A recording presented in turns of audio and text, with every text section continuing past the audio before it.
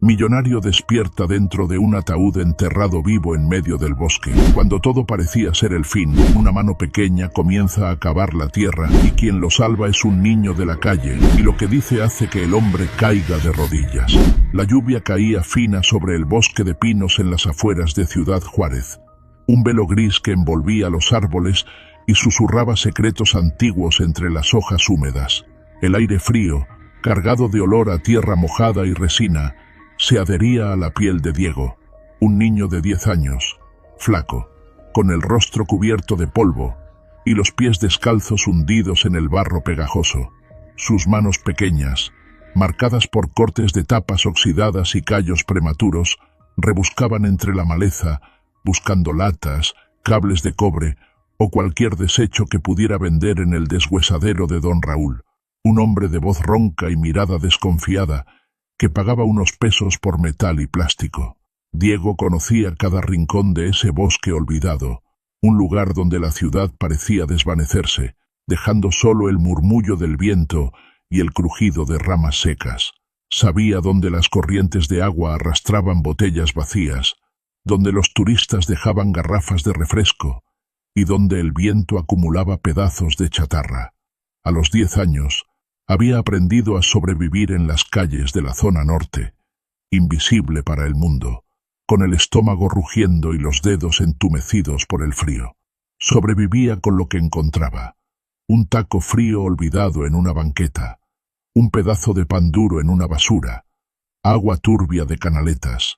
Pero esa tarde nublada, con la barriga vacía y el cielo pesado como una losa, algo rompió la rutina. El silencio era extraño. No se oían grillos ni el zumbido de insectos, solo el golpeteo lento de las gotas en las hojas anchas, como un reloj marcando el tiempo con pereza. Diego se agachó junto a una moita espinosa para recoger una lata de refresco aplastada, su borde afilado reluciendo bajo la luz tenue. Un sonido lo detuvo. Toc, toc. Era seco, abafado, como si viniera de las entrañas de la tierra. Contuvo el aliento, los ojos fijos en el suelo húmedo, donde la lluvia formaba charcos que reflejaban el cielo gris. Toc, toc, toc. El corazón le latía con fuerza, un tambor descontrolado en el pecho. Sin pensar, tomó un palo caído, grueso y astillado, y comenzó a cavar, el barro pesado cediendo a cada golpe. El palo se quebró tras unas pocas paladas, astillándose en sus manos, pero Diego no se detuvo. Encontró una lata vieja de pintura, con bordes oxidados y dentados, y la usó como pala improvisada, rasgando la tierra con movimientos rápidos y desesperados. Sus manos sangraban, el barro mezclándose con la sangre, pero no le importaba. Al golpear madera, se paralizó. Era un ataúd, medio enterrado, con la tapa mal sellada, como si alguien lo hubiera cerrado con prisa en la oscuridad. Con dedos temblorosos, forzó la madera, que crujió bajo la presión, dejando escapar un soplo de aire viciado. Un olor a mofo, sudor y miedo lo golpeó, haciéndolo retroceder.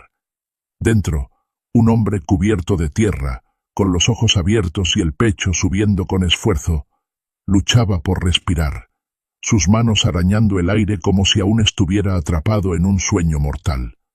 Diego dio un paso atrás, el corazón en la garganta, pero no huyó. —¿Estás ahí? —susurró, con la voz temblando, sin saber si quería una respuesta. —Toc, toc —respondió el hombre desde dentro, un sonido débil, como un último grito de alguien al borde del abismo. Con toda la fuerza de sus brazos delgados, Diego levantó la tapa, dejando entrar el aire frío y la luz tenue del bosque. El hombre, Javier Torres, un empresario millonario de 42 años, salió tambaleándose, tosiendo y jadeando. Se apoyó en el tronco rugoso de un pino, respirando como si hubiera corrido kilómetros bajo el agua, su rostro pálido contrastando con la tierra pegada a su piel. Diego buscó en su mochila rota una bolsa de tela descolorida que llevaba a todas partes, y sacó una botella plástica cortada a la mitad, llena de agua turbia recolectada de una canaleta rota el día anterior. «Bebe despacio, señor», dijo, ofreciéndola con cuidado, sus ojos oscuros observando al hombre. La camisa de lino de Javier, antes fina, estaba rasgada. Sus pantalones de vestir, sucios, y sus zapatos de cuero, caros pero ahora embarrados, no eran de alguien que perteneciera a las calles de la zona norte. «¿Qué te pasó?», preguntó Diego, con una mezcla de curiosidad y miedo, su voz apenas un murmullo bajo la lluvia. Javier intentó hablar, pero su voz se quebró, y lágrimas rodaron por su rostro manchado, dejando surcos en la tierra pegada a sus mejillas. No recordaba cómo había llegado allí, solo fragmentos. Una discusión en una oficina con paredes de vidrio, un elevador que se cerraba lentamente, un pano húmedo en la boca, un olor químico que lo apagó, y luego la oscuridad, el peso de la tierra, el pánico de no poder moverse. «No llores», dijo Diego, desviando la mirada, incómodo con la emoción del hombre, un adulto que parecía más perdido que él. Entonces, con una voz que parecía salir de lo más profundo de su alma, añadió: «Nadie nunca me sacó de ningún lugar, pero yo puedo sacarte a ti». Esas palabras golpearon a Javier como un relámpago, resonando en su mente aturdida. En ese instante, dos mundos opuestos se tocaron. El de un hombre acostumbrado a oficinas de cristal en Polanco, con un imperio financiero construido sobre números y contratos, y el de un niño invisible, que vivía de lo que la ciudad descartaba, durmiendo en terrenos baldíos, bajo puentes o en portales abandonados. Diego lo ayudó a levantarse, sosteniendo sus brazos débiles, que temblaban como hojas secas bajo la lluvia. «Vamos, señor, hay que salir de aquí», dijo, guiándolo por senderos fangosos que conocía de memoria, sus pasos seguros a pesar del cansancio. El bosque se abría lentamente, dando paso a las calles rotas de la zona norte de Ciudad Juárez, donde el olor a aceite quemado de un deshuesadero cercano se mezclaba con el de tacos al pastor, cocinándose en un puesto callejero. El humo de carbón, subiendo al cielo gris. «Por aquí nadie pregunta nombres», explicó Diego, esquivando las miradas curiosas de hombres sentados en banquetas, fumando cigarros baratos, y mujeres que apartaban a sus hijos al verlos pasar, como si fueran fantasmas. Pasaron por callejones estrechos, con paredes cubiertas de grafitis desvaídos que contaban historias de pandillas, amores rotos y promesas vacías, hasta llegar a un puesto de gasolina abandonado, donde un mercado improvisado vendía salgadiños, cigarros sueltos y refrescos calientes en botellas reutilizadas. Diego convenció al dueño, un hombre gordo de camisa sin mangas y boné ladeado, para que dejara a Javier usar el wifi. «Es un amigo, don Chuy, no hace daño», dijo Diego, con una sonrisa que desarmaba sospechas. Con un celular prestado, Javier revisó su correo, sus manos aún temblando, la pantalla iluminando su rostro pálido. La pantalla se llenó de notificaciones. Empresario Javier Torres desaparecido hace 3 días. Fotos suyas en eventos de gala, con traje impecable y sonrisa calculada, contrastaban con el hombre sucio y roto que ahora era. Titulares hablaban de un posible secuestro. Especulaciones de la prensa llenaban los portales de noticias. Su mente era un rompecabezas roto. Recordaba una reunión tensa en su oficina, voces bajas discutiendo números que no cuadraban, un papel con firmas que no eran suyas, un proyecto llamado Semilla que olía a corrupción. Pero el resto era un vacío, un silencio espeso que lo ahogaba. Diego lo llevó a una iglesia abandonada en un rincón olvidado de la zona norte, un edificio con vitrales rotos que dejaban pasar el viento y paredes descascaradas cubiertas de moho y grafitis. El suelo estaba lleno de escombros y un altar derrumbado recordaba tiempos en que la fe aún vivía allí. Improvisaron un refugio con cartones, sacos plásticos y un cobertor viejo encontrado en una basura cercana, con olor a humedad y aceite. Sentados en el suelo frío, Compartieron galletas húmedas que Diego sacó de su mochila, con un sabor a papel y arena que Javier masticó con esfuerzo, agradecido por la comida. ¿Dónde vives?, preguntó Javier, todavía débil, con la voz rasposa por el polvo y el miedo. Diego señaló el suelo. Aquí, allá, donde no llueva. A veces en un terreno baldío, a veces bajo un puente, donde no peleen o no me corran. Su voz era tranquila, como si no conociera otra vida. Nunca tuve padres. Me encontraron en un mercado, envuelto en un trapo de cocina con un bordado raro. Un hombre en un bar me dio este nombre, Diego, y me quedé con él. No sé si es mío, pero es lo que tengo. La naturalidad de sus palabras dolió más que cualquier lamento, como si ser nadie fuera lo normal. Javier, aún mareado, sintió un peso en el pecho, una mezcla de culpa y asombro. ¿Y la escuela?, preguntó, buscando entender cómo un niño así podía existir. Diego rió corto, un sonido seco que no llegaba a los ojos. Fui una vez, cuando tenía 6 años. Me echaron por robar un pan del comedor. Estaba hambriento. No comía desde el día anterior. La directora dijo que alguien sin padres ni papeles no debía estar ahí. Me gritó que era un ladrón, que no volvería. No volví.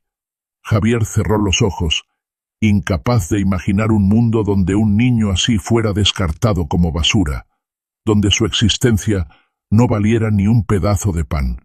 No voy a desaparecer, prometió, más para sí mismo que para Diego, aunque no sabía cómo cumplir esa promesa. No sabía cómo salvar a alguien que el mundo había decidido olvidar.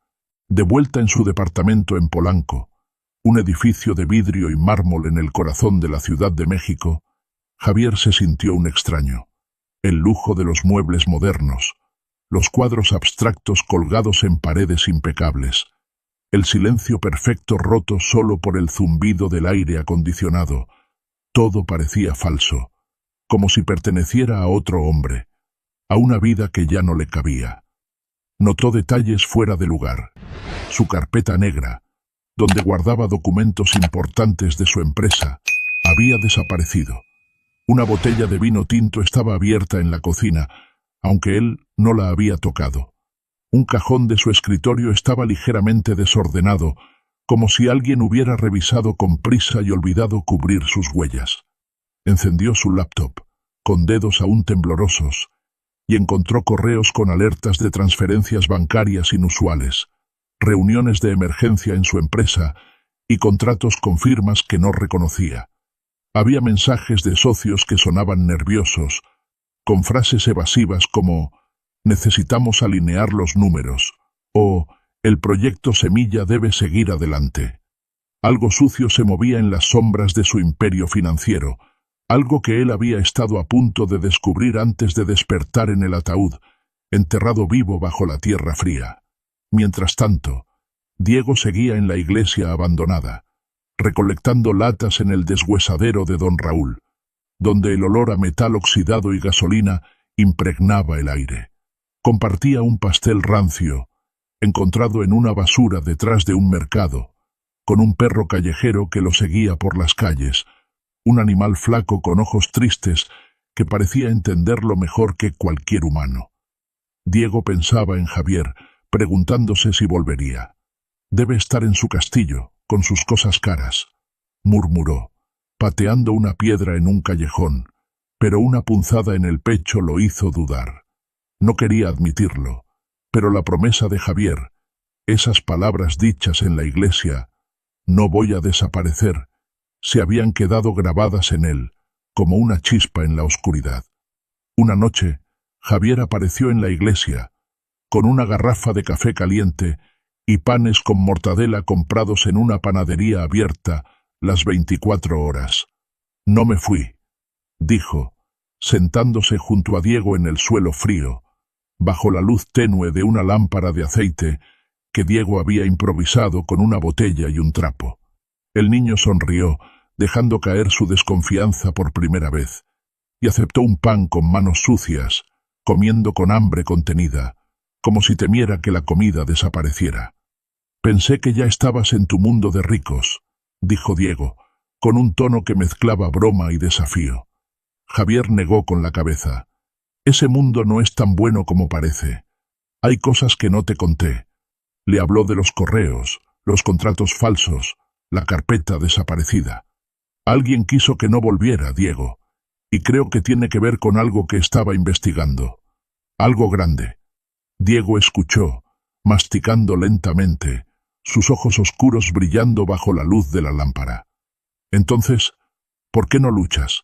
Si te enterraron, es porque tenías algo que les dolía. No dejes que ganen. Javier lo miró, sorprendido por la claridad de un niño que apenas sabía leer. Tienes razón, dijo, pero no lo haré solo. Tú me sacaste de ahí. Ahora vamos juntos. Javier decidió ayudar a Diego a obtener una identidad legal, un nombre que lo sacara de la invisibilidad, que lo convirtiera en alguien para el sistema que lo había ignorado toda su vida. En la oficina de registro civil de Ciudad Juárez, enfrentaron un muro de burocracia.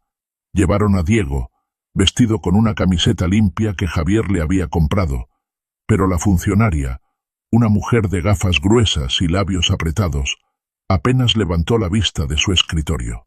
Sin pruebas, este niño no existe, dijo, con tono monótono, como si hablara de un mueble. Javier se indignó.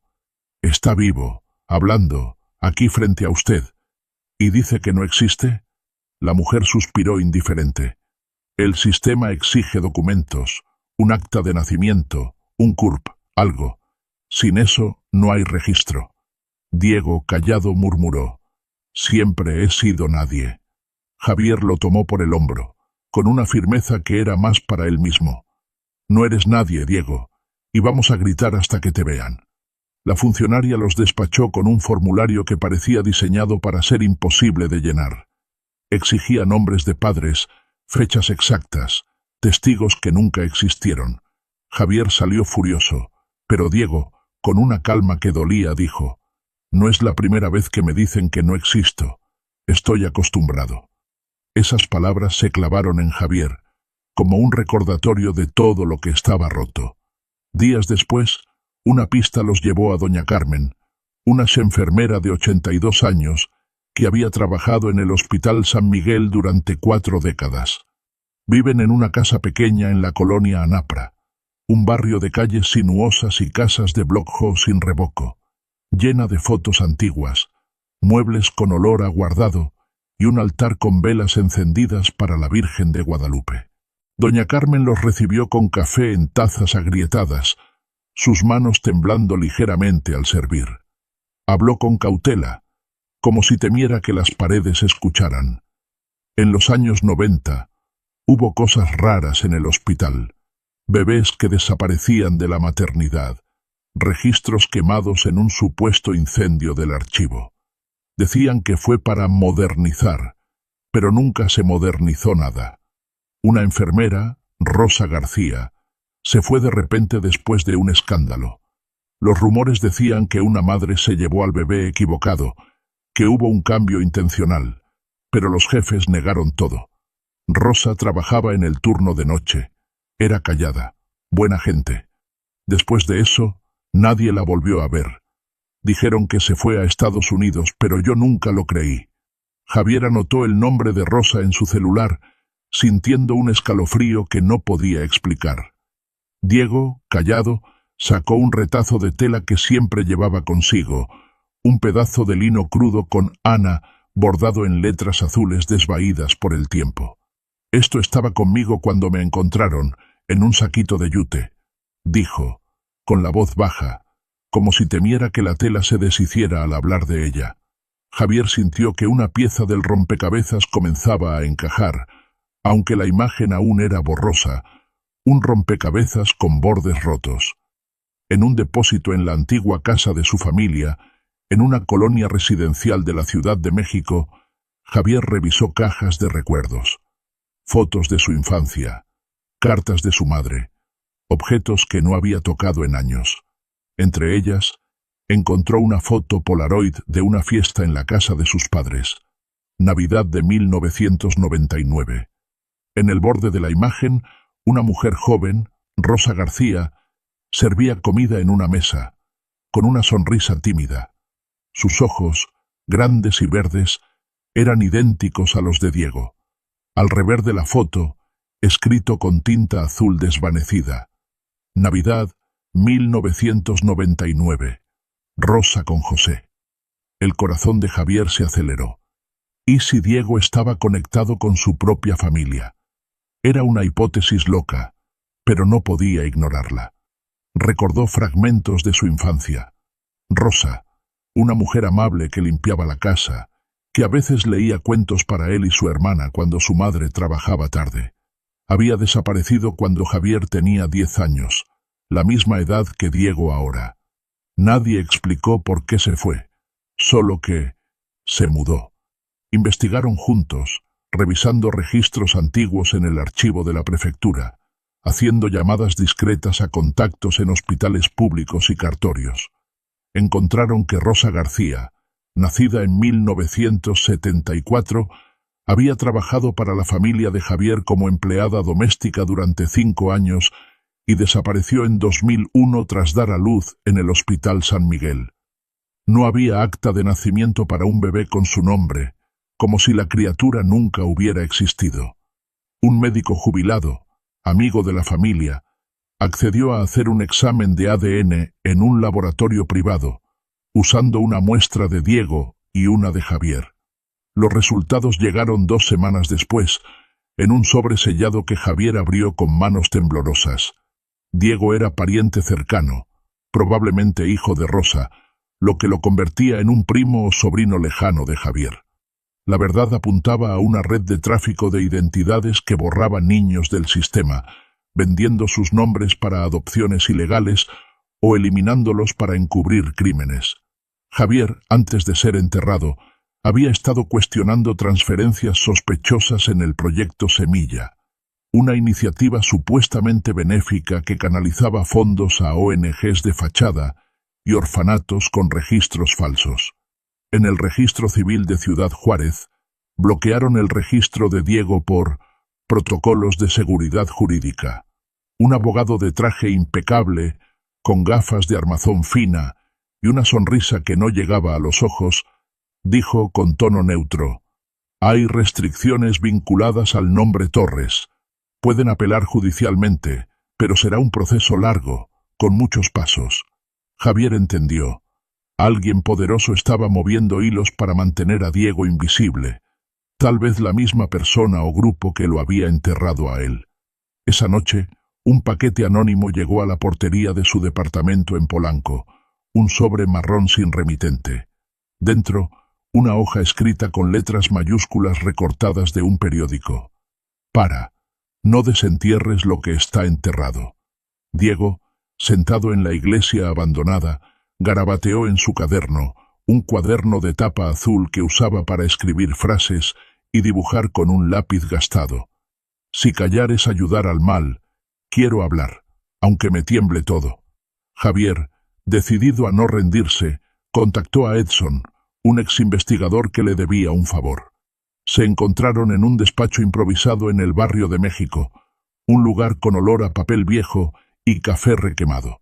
Edson, con barba mal hecha y ojos que parecían ver más allá de las palabras, revisó los documentos que Javier había recopilado. Recibos de pagos a ONGs inexistentes, contratos con firmas falsas, nombres de orfanatos ligados a desapariciones de niños. «Esto no es un error, Javier», dijo, con la voz grave, como si midiera el peligro de cada palabra. «Es una red estructurada. Políticos, jueces, empresarios, hasta médicos y abogados, usan brechas en el sistema para apagar niños antes de que existan legalmente, para que no tengan nombre, ni historia, ni futuro. Diego es un error que sobrevivió, una prueba viviente que no debían dejar suelta. Y tú te acercaste demasiado a la verdad cuando empezaste a preguntar por el proyecto Semilla». Mientras investigaban, Diego comenzó a notar cosas extrañas. Una tarde, mientras recolectaba cables en el deshuesadero, vio a 2 hombres observándolo desde el otro lado de la calle. Uno hablaba por celular, con gestos rápidos, mientras el otro lo miraba fijamente, como si intentara memorizar su rostro. Diego fingió no notarlo. Tomó un cable de cobre y se metió en un callejón, corriendo hasta llegar a un terreno baldío donde se escondió detrás traseras de concreto roto. Su respiración era rápida, su corazón latía como un tambor. No soy nadie, pensó, pero luego corrigió. Ahora soy alguien, y tal vez eso los asuste. Cuando le contó a Javier en la iglesia, bajo la luz de la lámpara de aceite, éste frunció el ceño. ¿Y si no solo yo era el objetivo, Diego? ¿Y si te estaban vigilando a ti también?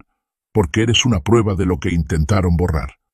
La idea era aterradora, pero Diego apretó los puños, con una determinación que parecía más grande que él. Estoy cansado de correr. Si quieren venir por mí, que vengan.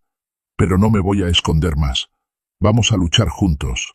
Por mí, por ti, por todos los que no tienen nombre.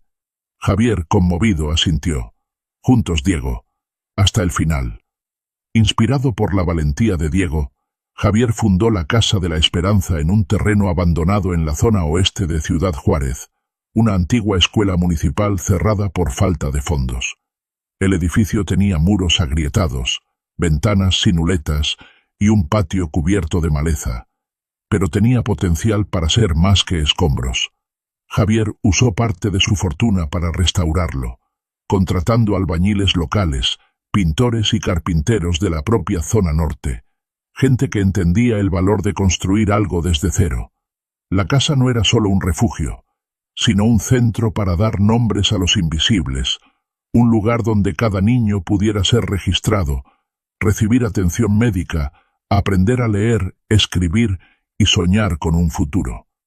Diego trabajaba incansablemente, ayudando a organizar talleres, limpiar el patio y pintar murales con otros niños. En las paredes del patio crecieron dibujos de soles, ríos, pájaros y nombres escritos en colores vivos. Luz, César, Estrella, Ana. Diego enseñaba a los más pequeños. Primero escribe tu nombre, porque significa que estás aquí, que eres real. Él mismo eligió un apellido oficial. Diego Torres, como compañero, porque cavamos juntos, le dijo a Javier, con una sonrisa tímida que escondía un orgullo profundo. Una noticia en un portal de noticias nacional, titulada Los niños que el sistema escríe, mostró una foto de Diego frente a un mural lleno de nombres escritos a mano. La historia se volvió viral, compartida por miles en redes sociales, con comentarios de indignación, apoyo y promesas de ayuda. Pero con la fama llegaron también amenazas. Pintadas en los muros de la casa aparecían frases como «Calen al niño y la casa se apagará».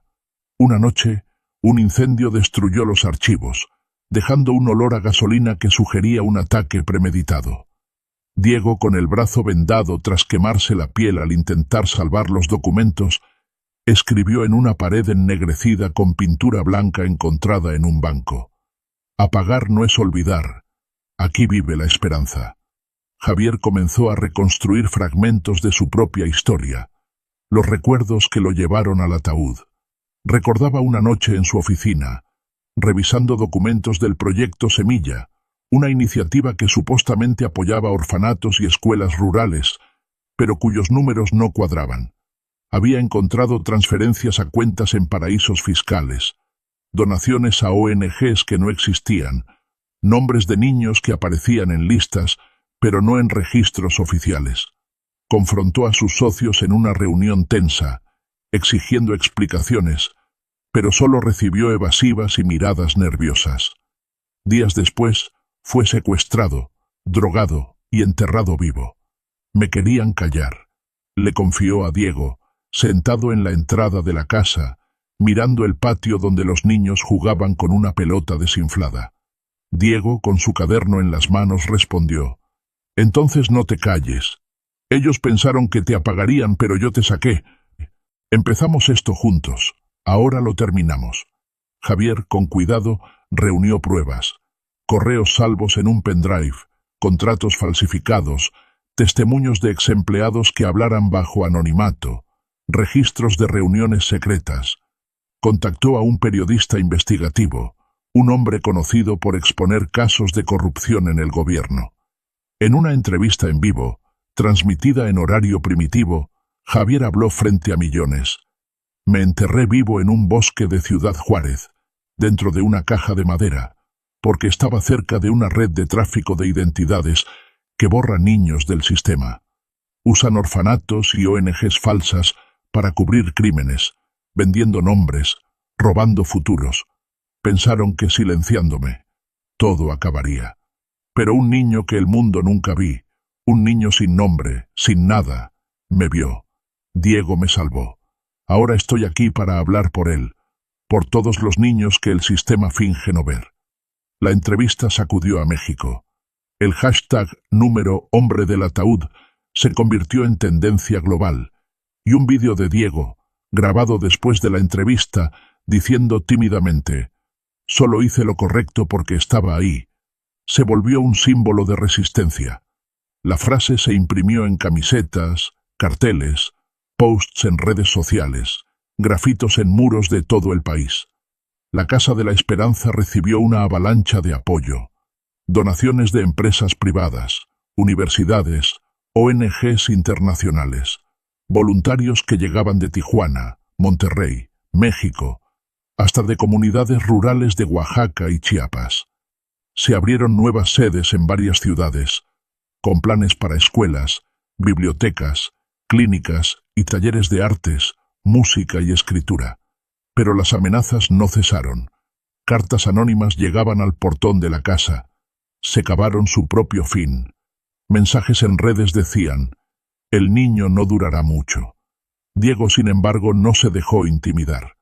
Fue invitado a un congreso infantil global en Sao Paulo, Brasil, representando a México. Con una camiseta blanca y una faixa que decía «Voz invisible», subió al escenario con pasos lentos pero firmes, ajustó el micrófono y habló, su voz temblando al inicio pero ganando fuerza. «Me llamo Diego Torres. Soy de Ciudad Juárez, México. Nací 2 veces, una en el cuerpo, sin saber quién era, y otra cuando tuve un nombre. Durante años viví como si fuera invisible, sin haber nacido, sin papeles, sin familia. Hay miles de niños que viven así, como si no existieran. Cuando no tienes nombre, es más fácil que te borren, que te lleven, que te apaguen». Esto. Levantó una copia de su certidumbre provisional, un papel simple que para él era un tesoro. No debería ser un milagro. Debería ser un derecho, un comienzo para todos, no una conquista. Estoy aquí por mí, por mis amigos que aún no tienen nombre, por todos los que esperan que alguien cavara por ellos. No dejen que más niños sean enterrados en silencio. Los aplausos resonaron. Algunos niños levantaron carteles con sus propios nombres. Otros lloraron. Diego no sonrió, pero sus ojos brillaron con una mezcla de orgullo y esperanza. Bajó del escenario con la misma seriedad que había subido, sabiendo que sus palabras habían cruzado océanos. La Policía Federal actuó meses después, cumpliendo 12 mandatos de prisión contra figuras clave de la red de tráfico de identidades. Un diputado federal, un juez retirado, 2 médicos, 3 empresarios con conexes políticas y una exdirectora de hospital que falsificaba registros. Los noticieros mostraron las imágenes de los arrestos, con titulares que hablaban de «el fin de una red de corrupción que robaba futuros». La Casa de la Esperanza se convirtió en un símbolo internacional, con sedes en Tijuana, Monterrey, México, Guadalajara, Oaxaca, Chiapas y planes para expandirse a Guatemala y Honduras. Diego, ahora con 17 años, volvió a la clareira donde todo comenzó, un lugar que parecía otro bajo la luz suave del atardecer. Llevaba en el bolso de su mochila la botella plástica, amasada y vieja, que usó para darle agua a Javier aquella noche en el bosque. Nunca la había tirado, no por apego, sino por memoria, como un recordatorio de quién fue y quién se convirtió. Un niño de 8 años, de una casa en Chihuahua, lo acompañó, con una camiseta demasiado grande y ojos curiosos. ¿Es aquí donde todo pasó?, preguntó, mirando la tierra cubierta por hojas verdes.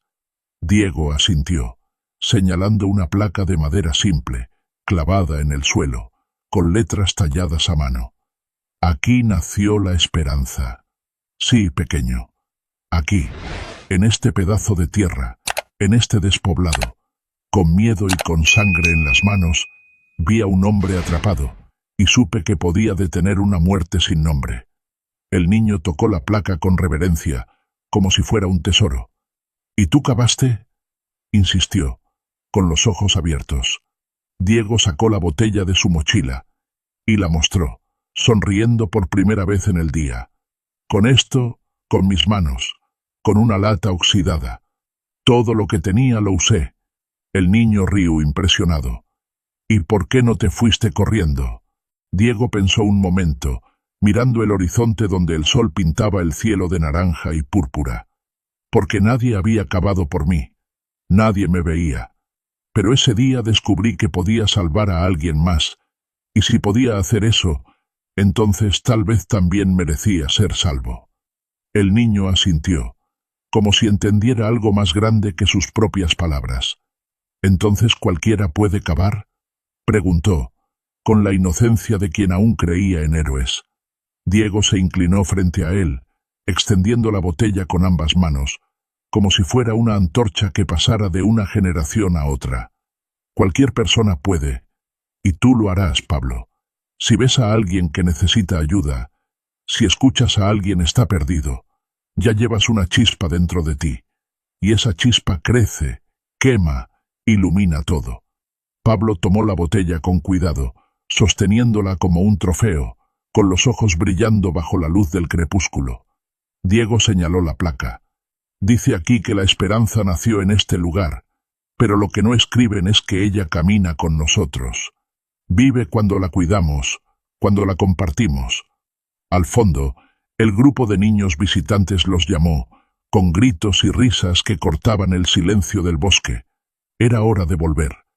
Diego se levantó, miró la clareira una última vez, no como quien se despide, sino como quien agradece a la tierra que lo transformó. Caminó junto a Pablo, con pasos firmes, llevando la memoria de un día que no solo cambió su vida, sino la de millones que aprendieron a ver lo invisible. En la sede central de la Casa de la Esperanza, en la zona norte de Ciudad Juárez, el edificio principal había sido restaurado con esfuerzo colectivo. Los muros, antes agrietados, ahora brillaban con pintura azul claro, un color elegido por los niños porque parece el cielo cuando no llueve. El patio estaba lleno de jardines improvisados, con flores silvestres plantadas en llantas pintadas y bancas hechas con paletes reciclados. Un mural central, que crecía cada día, cubría una pared entera. Herederos de la llama, lo llamaban. Estaba lleno de nombres escritos a mano, dibujos de soles, pájaros, ríos y familias imaginadas, pintados con colores vivos que parecían desafiar el gris de la ciudad. Nombres como Luz, César, Estrella, Ríos, Ana, escritos en letras torcidas pero llenas de orgullo, como si cada trazo fuera una declaración de existencia. En el centro del mural, una frase pintada por Diego con un pincel gastado. Nadie me sacó de nada, pero yo puedo sacar a otros. Esa frase se extendió más allá de las paredes de la casa, apareciendo en escuelas públicas, favelas, plazas, redes sociales, camisetas y pancartas en todo México y en países vecinos como Guatemala, Honduras y Brasil. Un documental, titulado El niño que cavó la verdad, mostró la historia de Diego y la Casa de la Esperanza, con imágenes de niños pintando nombres en muros, de Diego hablando frente a multitudes y de Javier organizando talleres en comunidades rurales. Se estrenó en un canal internacional, subtitulado en inglés, portugués y francés, y fue nominado a premios de derechos humanos en festivales de cine. Un libro corto, escrito por una periodista que siguió el caso desde el inicio, titulado Diego, la voz de los invisibles, se convirtió en lectura obligatoria en escuelas públicas de México. Contaba no solo la historia del niño que salvó a un hombre, sino la de un movimiento que obligó a México a mirar a sus olvidados, enseñando a estudiantes a valorar su identidad y a exigir justicia social. En una ciudadcina del interior de Chihuahua, un grupo de niños de un orfanato pintó la fachada de su edificio con una frase en letras rojas: «Aquí también vive la verdad». La foto llegó a Javier por mensaje, mientras estaba en la sacada de la sede central, observando a Diego en el patio de la casa, jugando fútbol con otros niños, riendo con una alegría que parecía nueva, como si por primera vez se permitió ser solo un adolescente. Javier recordaba la primera vez que lo vio, cubierto de tierra en el bosque, con el rostro fruncido de alguien que sabía demasiado para su edad. Ahora veía a un joven que había hecho el mundo girar para mirar donde nunca había querido mirar. ¿Todo esto por mí?, preguntó Diego, sentándose a su lado, con el cabello roto y un jugo de mango en la mano, dejando un rastro pegajoso en su barbilla. Javier sonrió, con los ojos húmedos. No todo eso por ti, sino por lo que creció de ti, porque elegiste cavar, Diego, cuando nadie te pidió nada. Diego rió, pateando una piedrita que rodó por el patio. Solo fue una mierda, ¿sabes? Una lata, mis manos, un pozo de barro. Javier asintió, poniendo la mano en su hombro. Y esa mierda encendió un fuego que nadie puede apagar. La Casa de la Esperanza se convirtió en un símbolo global de resistencia y renovación. En comunidades de México, Brasil, Guatemala, Honduras y más allá, niños inspirados por Diego comenzaron a reclamar sus nombres, a levantar sus voces. En una escuela rural del Chihuahua, una niña llamada Luz levantó un cartón en una marcha escolar. Si Diego tiene nombre, yo también quiero el mío. El vídeo, grabado por un profesor, se viralizó en horas, inspirando otras acciones similares. En las zonas marginadas de México, adolescentes organizaron talleres de oficio de nombres, donde cada niño escribiría su identidad con orgullo, marcando su lugar en el mundo con tiza, pintura o carbón. En Belém, un grupo de teatro infantil, Voces de Cartón, creció para representar historias de exclusión y superación, con guiones escritos por los propios niños. En una comunidad indígena de Oaxaca, ancianos y niños se unieron para pintar un mural en la plaza central, con nombres en lenguas zapotecas y español, declarando: «Existimos y resistimos». En México, una placa en una comunidad de migrantes, escrita en español, guaraní y náhuatl, decía: «Aquí comienza la vida». Diego, sentado en una silla de plástico en la sala de la casa, veía los vídeos en una tablet donada, con los ojos brillando como si estuviera frente a un espejo que multiplicaba sus reflejos. «Soy solo uno de muchos que estaban en la oscuridad», decía, con voz baja, casi como si no creyera del todo en su propio impacto. La luz vino de quien nos escuchó. En la pared principal de la biblioteca de la casa, la Herederos de la Llama crecía con cada nome novo, cada dibujo, cada historia. Era el legado de un niño que, con una lata oxidada y unas manos sangradas, no solo cavó una vida para salvar, sino que abrió un movimiento para que otros nacieran de nuevo, con nombres propios, con voces que ya no podían ser silenciadas. La esperanza, como Diego escribía en su caderno, con una caligrafía que había mejorado con los años, no es algo que se guarda, se vive, se planta, se comparte, y renace cada vez que alguien elige no callar. Y en cada rincón donde un niño escribía su nombre, en cada plaza donde una voz antes silenciada se alzaba, esa esperanza ardía, como un fuego que nadie, nunca, podría apagar. Gracias por llegar hasta el final. Y si esta historia te emocionó, déjanos un comentario con «Dios es bendito» para compartir tu apoyo y no olvides suscribirte al canal para no perderte más historias que inspiran. Tu voz hace la diferencia.